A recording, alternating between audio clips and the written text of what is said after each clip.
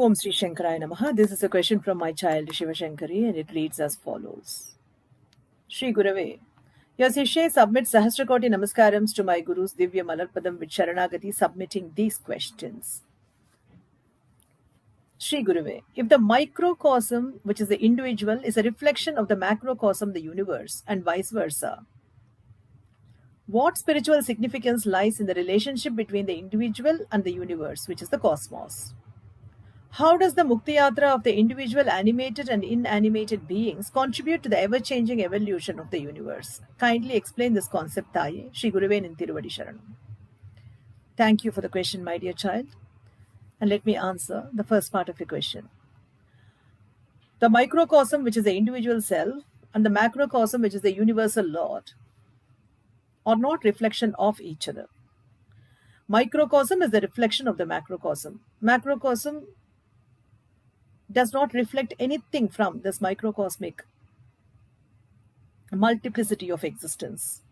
The entire microcosmic multiplicity of the existence has a spirit to it. All that Atmas put together is the Parama-Atma. And Parabrahman is that macrocosm, and the Paramatma is not Parabrahma. Paramatma is the holographic projection of Parabrahman, which then reflects onto all this microcosmic beings. So, your question says, what spiritual significance lies in the relationship between the individual and the universe, which is the cosmos? There is no significance for Lord with the relationship we have with Lord, my dear child. Purnamadham, which is the completion called Lord, exists with or without each and every of these individual existences. But for Purnam Idham, for the tiny fragment of the individual consciousness stuck in each and every being, has to become Purnam Idham. It has to become completion within itself and achieve liberation or mukti, so that it can merge with Lord. This merging in Lord or not merging in Lord does not make Lord less or more, because as I said earlier, Parabrahman stays in completion, Purnam Adham, it's completion. And when one attains completion here, they can then see the completion there. So the relationship between the individual and the universe is that the quality of the individual existence is to better itself, because creation always evolves. Evolution is a major part of creation sustaining itself. For creation to stay in the state of sustenance, for Brahmatvam to stay in the state of Vishnutvam, evolution needs to happen. Evolution means bettering itself. Evolution is, there's many names for evolution in Sanskritam. Parinamam is one of it. Bettering itself and changing itself is a big part of this sustenance called sthiti. Srishti is creation. For Srishti and sthiti to continue, evolution, parinamam needs to happen. And in this change, there is a bettering concept. There's a constant betterment. And there is also extinction. And by this evolution, the collective of the microcosm, each and every one of us is a microcosm, and all of us put together, like every species put together is a microcosm again of the species, and all the species put together is a microcosm of this life force, living things, animated living things on this earth realm, and so on. And all the planets put together is the microcosm of the planets, all the celestial bodies, the microcosm of the celestial bodies, and we are in a hierarchy. The microcosm of each and every individual self has to merge into the next hierarchical microcosmic body, so that it can evolve towards Lord. I can only say this spiritually, but it might might or might not make sense scientifically.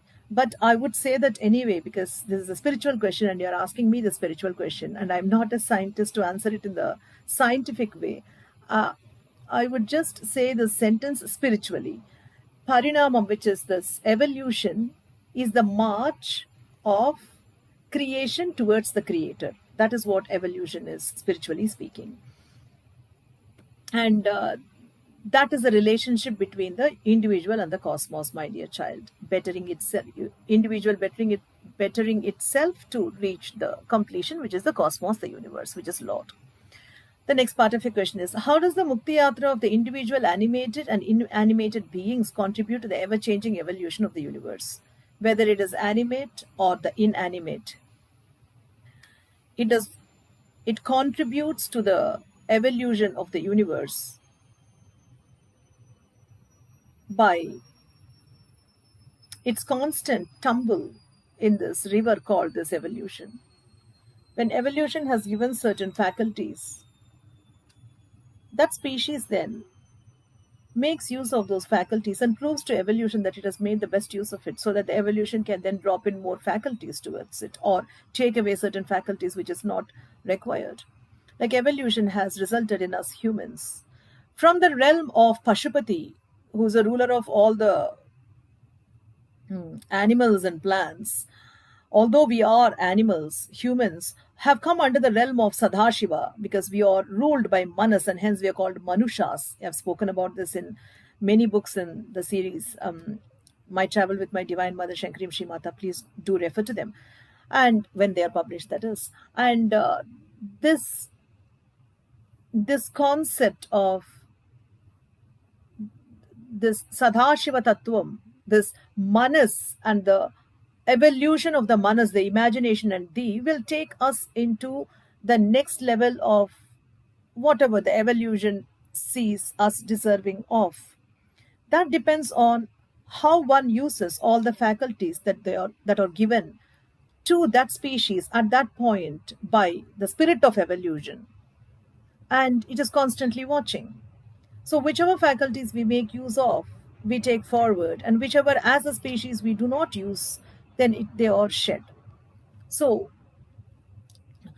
in a very just in a spiritual level, again not touching upon science because I do not know science, but just on a human spiritual level, and that too with a limited understanding of the entire scriptures that I have, very, very limited understanding, I would say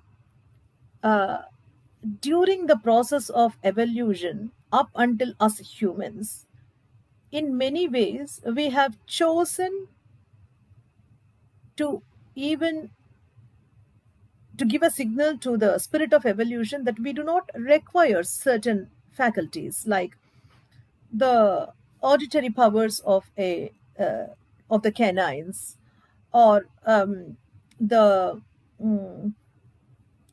the uh, the flying capabilities of a bird, the avians, and so on. Because when the Manas was taking over, we knew that we could create things to do these things for us. We could create telephones for distant, much more further distant hearings. And we could create aeroplanes for flying much higher than what any bird could, or something like that. So I think we are constantly relaying, the evolved gross is constantly relaying information to the spirit of evolution, which is assisting this gross to be accordingly evolve in future times as a clan, as a species, and as in association to each other, relative to each other. Here your question takes us into a different aspect of how does this Mukti Yatra, which is a journey to liberation of the individual animated and inanimated beings, contribute to each other. They contribute to each other and also to the evolution itself. Your question was only to the evolution. How do they contribute to the changing evolution? They contribute to the changing evolution by taking themselves forward into another. Like We can see that in evolution, the mammals evolved separately, the reptiles evolved, and so at some point they bifurcated to become these things. And the reptiles evolved into sort of the amphibians, the reptiles, the avians, and stuff like that. And how do they contribute to the changing evolution? That word contribute is, they communicate. They don't contribute, they communicate. As a group, they communicate to evolution of what they want next. So it is more of a communication than contribution, because with or without our contribution, the concept of evolution itself might exist or cease to exist. But the spirit of evolution always exists. The Purusha Tattvam of evolution always exists. It can always recreate from scratch. It can be another Big Bang theory. So that spirit always exists. And the gross, which is the prakruti of this evolution, I think with or without our contribution, it will exist. But with our communication, it gives what we want. And it is the evolution itself that we can see, feel, talk about, seen in a manifested way. All this is just our way of communicating with the spirit of the evolution. So that is how I see that, my dear child. And animate and inanimate objects, you have not asked this question, but I would still like to add a sentence here with extreme humility, which is the animate and inanimate help each other. We can see that to a very great level in our Hinduism. Even the rocks, pebbles from Sri Narmada Nadi are still assisting us in our prayers, to project our prayers onto them as Narmada Banalingams. So even those glorious pebbles, which we call as inanimate objects, are assisting us in our spiritual travel. And as humans, we are also assisting them in their travel towards Parabrahman, in their inanimate state, by bringing them into our puja altars. Each and every animate objects or inanimate objects, existences, help each other in this glorious journey towards the cosmic Parabrahman in Mukti Yatra. And this constant assistance to each other is because of that glory called Jagannmata, Chit Shakti Chetana Rupa Jada Shakti Jadatmika. Devi is praised as this Chit Shakti, and that which grows the Chit Shakti, which is this animation. And Her Highness is also praised as Jada Shakti, which is that inanimate forms, and Jada Atmika, and that being that spirit of the inanimate forms as well. So all of us, whether it is a stone, whether it is a dry piece of wood, or whether it is a human or an animal or a plant or a flower or a fruit, all the existences have life force to them. Whether animated or inanimated, it doesn't still matter. They still have a spirit to them. That is what this Chit Shakti Chedana Rupa Jada Shakti Jadatmika speaks about. And the following